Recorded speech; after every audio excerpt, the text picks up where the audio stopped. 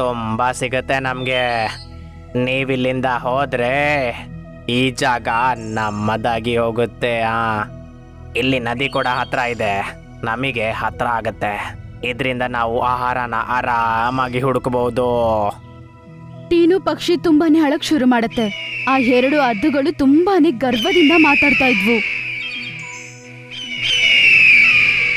ಅದನ್ನ ಕೇಳಿಸ್ಕೊಂಡು ಇನ್ನು ಸ್ವಲ್ಪ ಜಂತುಗಳು ಅಲ್ಲಿಗೆ ಬರ್ತವೆ. ನೀವ್ ಯಾಕೆ ನಮ್ಮ ಕಾಡಿನ ಪಕ್ಷಿಗಳಿಗೆ ಸಮಸ್ಯೆ ಕೊಡ್ತಿದ್ದೀರಾ ಹೇಳಿ? ಓಹೋ, ಏನ್ ವಿಷಯ? ಹಕ್ಕಿಗಳಿಗೆ ಜಿಂಕೆ ಸಪೋರ್ಟ್ ಮಾಡ್ತಾ ಇದ್ಯಾ?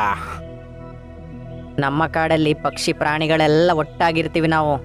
ನೀನಿಲ್ಲಿಂದ ಹೋಗ್ಬೋದೀಗ, ಇಲ್ಲ ಸರಿ ಇರಲ್ಲ ನೋಡು.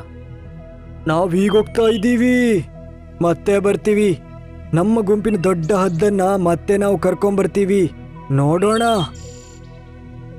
ಹಂಗಂತೇಳಿ ಅವರಿಬ್ರು ಅಲ್ಲಿಂದ ಹೋಗ್ಬಿಡ್ತಾರೆ. ಆಗ ಆ ಜಂತುಗಳು ಎಲ್ಲಾರು ಯಾವ ಹದ್ದನ್ನು ಅವ್ರು ಕರ್ಕೊಂಬರ್ತಾರೆ ಹಂಗಂತ ಆ ವಿಷಯವನ್ನು ಯೋಚನೆ ಮಾಡಿ ಚಿಂತೆ ಮಾಡ್ತಿರ್ತಾರೆ.